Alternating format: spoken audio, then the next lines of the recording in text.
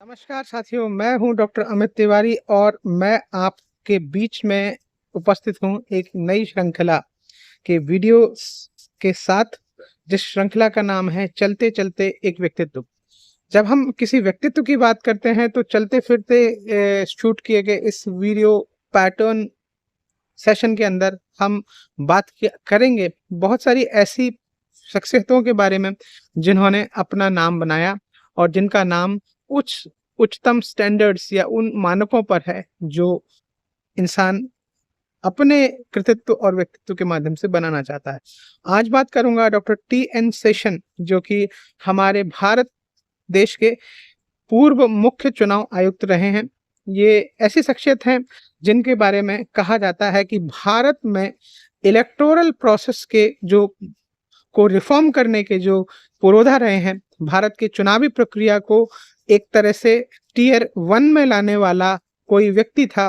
कोई ऐसा व्यक्ति जो लीडर्स के लिए या राजनीतिक हलके के लोगों के लिए, खासकर उन पार्टीज के लिए जो इलेक्शन रिलेटेड रिफॉर्म्स को तय मानकों में बहुत अच्छा नहीं मानते थे या चाहते थे कि इलेक्शन रिलेटेड रिफॉर्म्स ना हो। तो ये कहानी उनके बारे में है।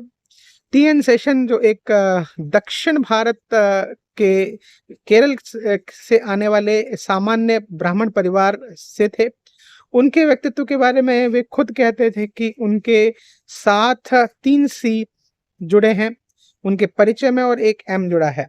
वह बात करते थे कि वो ऐसे ब्राह्मण हैं, पालघर ब्राह्मण, जो कुक होते हैं, जो क्रुक होते हैं और जो थोड़ा बहुत सिविक होते हैं in terms of civil servant, और लास्ट में उन्होंने कहा वो संगीतज्ञ होते हैं। और चारों बातें डॉक्टर टी.एन. शेषन अपने बारे में कहते हैं, उन पर खरी उतरती हैं कि मैं एक सिविल सर्वेंट हूँ, मैं एक खिसका हुआ क्रुक टाइप का व्यक्ति हूँ थोड़ा सा, और डेफिनेटली एक ऐसा व्यक्ति हूँ जो अच्छा खाना पका सकता है, संगीत की मुझे अच्छी समझ है। इनके बारे में ये भी कहा जाता था कि ये इलेक्शन रिफॉर्म को लाने वाले भारत के पहले चुनाव आयुक्त थे। ये इतने अड़ियल थे जो अपने बारे में एक और वाक्य कहा करते थे कि नाश्ते की टेबल पर मैं राजनेताओं को खाता।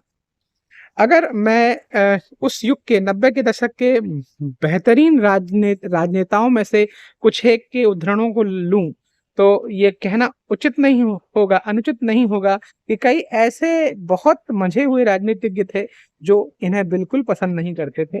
कई लोगों ने उन्हें मोटा सांड और यहाँ तक कि पागल कुत्ते तक की संज्ञा दे दी। बहरहाल इस वीडियो में उन राजनेताओं के नाम लेना उचित नहीं है, लेकिन इस बारे में जरूर कहा जा सकता है कि देश की जो बदलती हुई अर्थव्यवस्था थी या बदलते हुए समसामयिक हालात थे, और वहां पर टी.एन. शेषन का आना और इलेक्शन से संबंधित रिफॉर्म्स का होना भारत के जैसे देश की एक महती आवश्यकता थी। जब हम इलेक्शन रिफॉर्म्स की बात करते हैं तो इस बात पर भी बल दिया जाना चाहिए कि चुनाव से संबंधित भारत के संविधान में जो भी कुछ लिखा गया है उसका टी.एन. शेषन के द्वारा अक्षरशः पालन किया गया। चुनाव को लेकर चुनावी प्रक्रिया में मुख्य चुनाव आयुक्त को या चुनाव आयोग भारत सरकार को यह अधिकार भी दिया गया है कि विशेष परिस्थितियों में अगर वो चाहें तो चुनाव ना भी करवाएं या तब तक ना कराएं जब तक हालात वहां पर चुनाव के लायक नहीं हो जाते। बिहार का एक प्रकरण है जहां पर इस चुनाव आयुक्त के द्वारा 4 बार चुनाव को टाला गया। इसको लेकर उन्होंने राजनीतिज्ञों की और मीडिया की बहुत सारा क्रिटिसिज्म भी झेला, लेकिन आज भारत का सुप्रीम कोर्ट जिन मानकों की, खासकर चुनाव के संदर्भ में जिन मानकों की बात करता है वो निश्चित तौर पर टी.एन. शेषन के द्वारा है। टी.एन. शेषन को एक ऐसे आदर्श के तौर पर लिया जाता है जो एक व्यक्ति के तौर पर कठोर था, एक प्रशासक के तौर पर अपनी भूमिकाओं को अच्छे से जानता था और एक व्यक्ति के तौर पर अपनी बातों को इस तरह से रखता था कि वह अपनी बातों को मनवा लेता था। भारत जैसे लोकतांत्रिक देश में ये बहुत आवश्यक था कि बैलेट बूथ से हम इलेक्ट्रॉनिक मशीन्स की तरफ बढ़े, और आज हम जिन ईवीएम्स पर बहुत सारा डिस्कशन करते हैं, 1982 में जब ये इलेक्ट्रॉनिक वोटिंग मशीन भारत में पहली बार इस्तेमाल होकर आई थी, उसके बाद के दौर में इस बात को भी कहा गया कि इलेक्टोरल रिफॉर्म्स, चाहे वो ईवीएम का प्रयोग हो और बाद में इलेक्टोरल प्रोसेस में वोटर आईडी कार्ड्स का बनना जिसमें लोगों के चेहरे हों, ये पारदर्शितापूर्ण जो स्टेप भारत के लोकतंत्र में लाया गया 90 के दशक में, उसके लिए टीएन शेषन बहुत हद तक जिम्मेदार थे। टीएन शेषन को चुनाव आयुक्त के तौर पर लाना का काम किया था भारत के तब के तत्कालीन मंत्री जो उस विभाग से संबंधित थे, सुब्रमण्यम स्वामी को, और सुब्रमण्यम स्वामी ने उन्हें एक सेक्रेटरी सीनियर आईएएस के तौर पर देखा काम करते।